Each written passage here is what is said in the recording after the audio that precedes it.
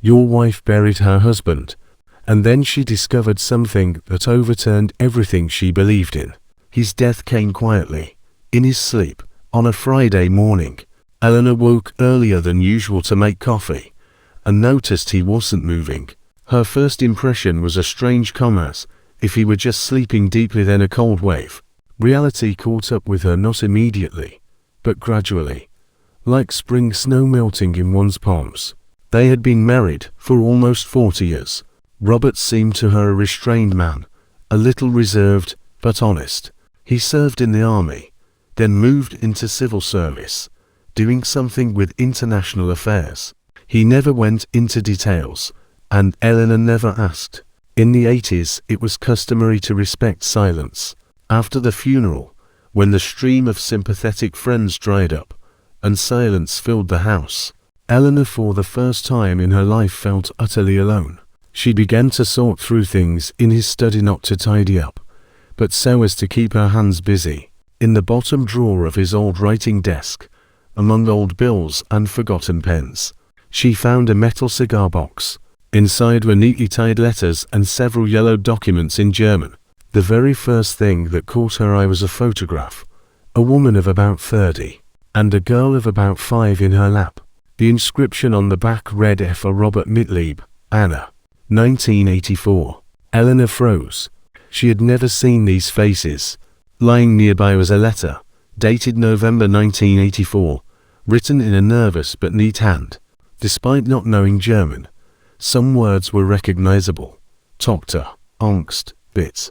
She placed the photograph on the table, and barely breathing, took the next letter. Her fingers trembled. Inside was something more than just a foreign language. It was someone else's past of her husband. In the evening when Mikhail, their only son, arrived, she showed him the box. He first assumed it was something from his service years, but on reading the first lines of the letter, fell silent. "These are love letters," he said tentatively. "She's writing that she's pregnant, that she's afraid. It appears he was with her in the GDR. And my father, he perhaps has another daughter." The room became unbearably quiet. "He would have told us if it had been important," Elena whispered. Would he really have hidden such a thing? Mikhail looked at her with pity, but without answer. He already understood. If father did not mention it, there must have been reasons. But were they a justification? The next morning Elena woke early, although she had hardly slept. Her head felt heavy, as after a flu. She went down to the kitchen, switched on the coffee maker, and again picked up the letters, not to read, just to hold them in her hands, as though touch might give answers. Mikhail came again after lunch. He brought a laptop, a scanner, and an old German-English dictionary. "He'll try to translate the letters," he said. The first was from November 1983. Anna writes that she meets Robert every week, that she's frightened, because her neighbor is an officer of the Stasi. She asks to be cautious. Mikhail leafed through the text, trying to speak calmly. Then in February 1984 she says she's pregnant, pleads that he leave with her, says she has no one but him. "And what about him?" asked Elena, staring out the window. "Only her letters are here," Mikhail replied. He apparently didn't preserve his, or simply never sent them. The last was October 1984. "Robert, unser White Wacht kommst." She writes she has understood that he will not return. Mikhail fell silent. He didn't know which was more painful, to see his mother reading someone else's love correspondence, or to realize that his father had led a parallel life. "Do we have her surname?" Elena asked. "In the letters only Anna. But here," Mikhail clicked in the scan. Inside the box was a sheet with a stamp, an address in East Berlin, Ulrisburger Street, House 14, 1985, and a full name, Anna Berger. That was something. Elena felt as though everything inside her contracted. The name became reality, not just a woman. "Anna, what would we do?" she asked. Mikhail sighed. "I can try to locate her. Now it's easier than ever. I'll check old address registries, maybe social networks. Also I know someone at a university in Berlin who has access to GDR archives. Do you really want to meddle in this? And you? Elena asked. Mikhail looked her straight in the eyes. 3 days later, Mikhail called from the university where he taught. Mom, we have a match. Anna Berger was born in 1951. Lived in the same house. Address matches. She died 2 years ago. She had a daughter, Lena Berger. Born 1984. She lives now in Potsdam and works in an art museum. But there is a problem. I wrote to her via the museum. She didn't reply. Do you think she knew about Robert? It's hard to say. Maybe Anna told her. Or maybe she thought her father just abandoned her. On some level, he did not abandon you, said Mikhail. But did she abandon you? Elena asked almost in a whisper. Mikhail didn't answer. On the kitchen table lay the same photograph. The woman with a child. Robert had kept it all those years, not destroyed it, not hidden it far away. Elena looked at the girl's face. She was almost the same age as Mikhail. They could have grown up side by side, known each other, been brother and sister. The next morning, Elena opened her drawer, took her passport, and said calmly, "We are going to Germany." Berlin greeted them with a grey sky, light rain, and the silence of the airport. Though it was spring, the air carried something heavy, as if the city's own history seeped through the building walls. Elena clutched her suitcase handle as if she might break it at any moment. Mikhail had arranged everything in advance.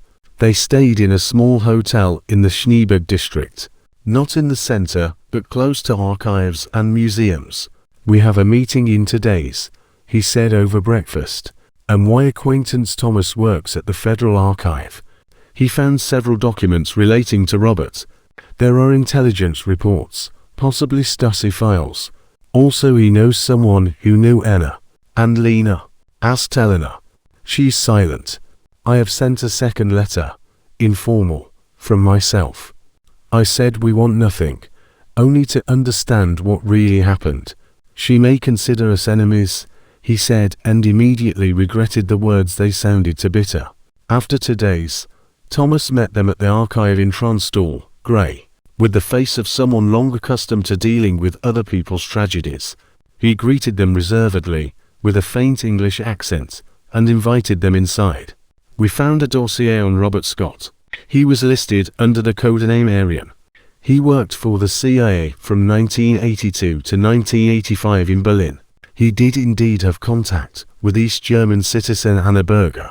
In Stasi reports, she appeared as a potential lover of an agent. Surveillance of her began in 1984. "And the child?" asked Mikhail. "We have no definitive proof, but there is a record of a neighbor's interrogation.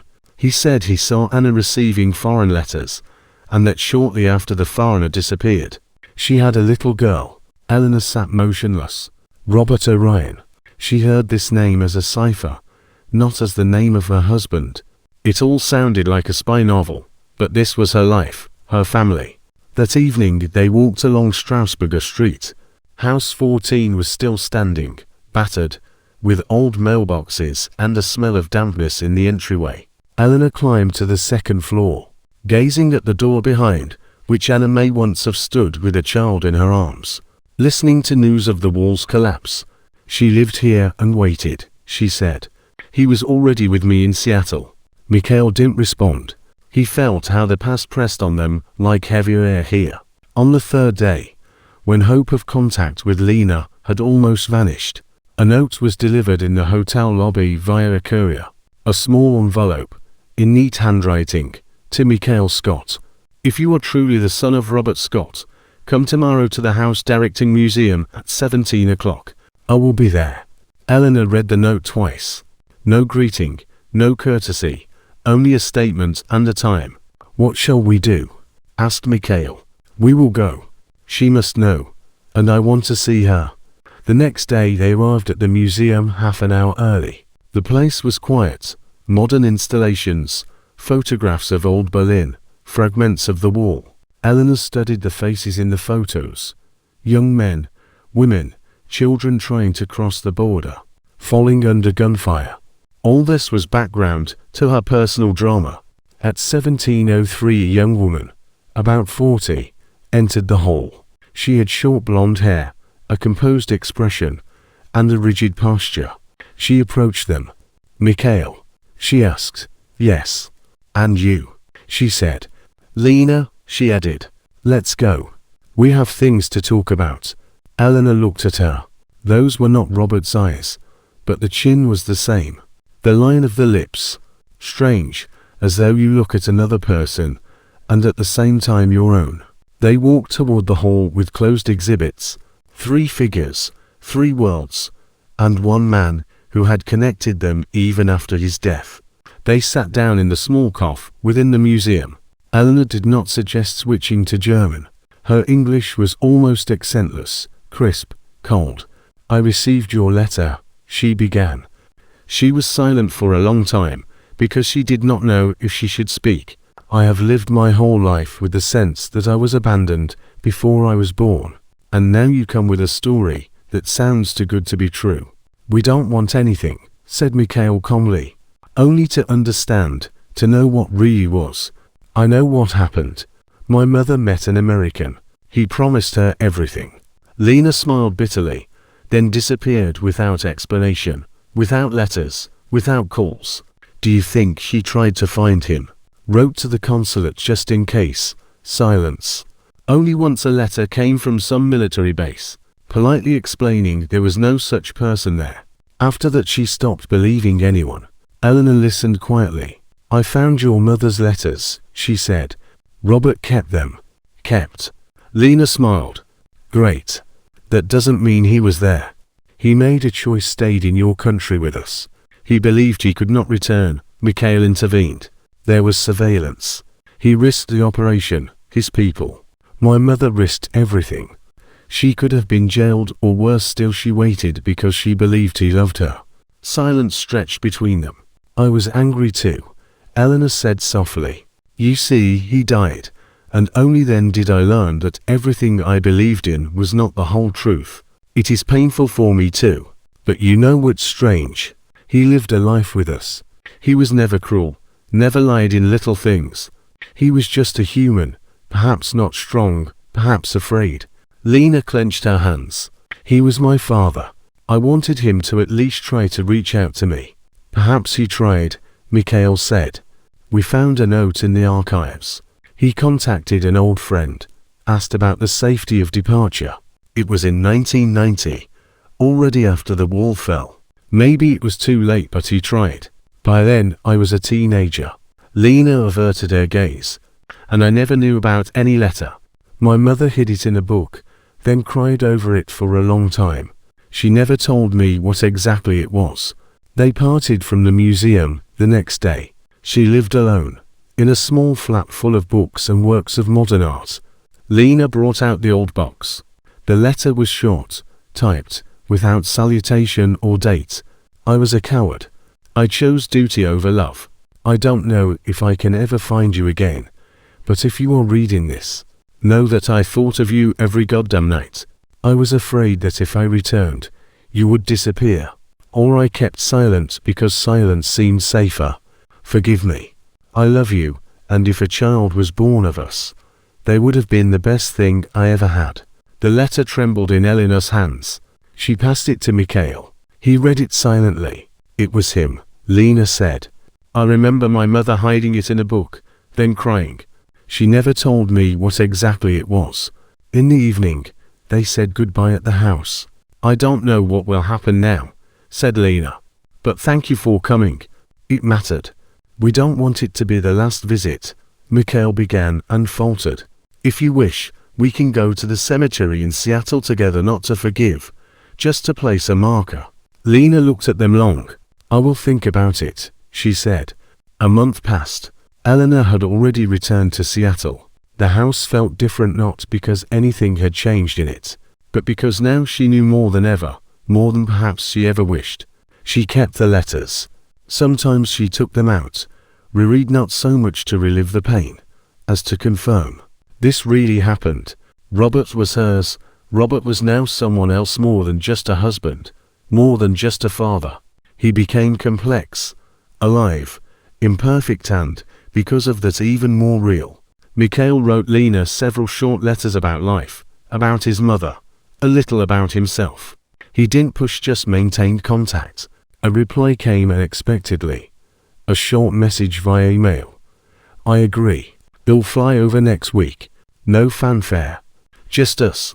She came alone, without luggage, without extra words. Mikhail met her at the airport. Elena waited in the car. Hello, said Lena, opening the door. Hello, replied Elena, and added, thank you for coming. At the cemetery it was windy. The gravestone was simple. Robert S. Scott, 19,492,024, loving husband, devoted father. Lena stood at a distance, looking at the stone, as if reading not the inscription but the years of silence, the hidden truth, everything that had been between them and the man who had been too afraid to destroy what he had. He left me in emptiness, never saying goodbye. He didn't know how or couldn't, said Elena. And you've forgiven him? Lena asked. Not yet, Elena answered honestly. But now at least there is someone to share this grievance with. Mikhail stayed aside. He understood this was not his moment. He only watched the two women bound by one man, two loves, two destinies. Later they drove to Elena's to have a cup of coffee. Lena examined the photos on the wall. Mikhail in childhood. Robert in uniform. A summer picnic from 1997. He's laughing here, she said. I don't recall his voice, but in that laugh there is something warm. Perhaps a little bit for me. He laughed rarely. Elena smiled. But when he did, he was sincere. Later Lena approached the door. I don't know what to call all this. I don't think we will ever become family, but I wouldn't want this to be the last visit. And we don't, said Mikhail. Don't push yourself. It will all unfold as it must. I don't know what exactly he felt for me or for you, but I know memory is not only pain. It's a chance to build something new. They embraced not as relatives, but not as strangers either. Elena watched them walk away. Standing in her doorway, somewhere overhead a plane hummed. The world continued onward, unaware of hundreds of stories like theirs. But one story gained closure, perhaps not perfect, but honest.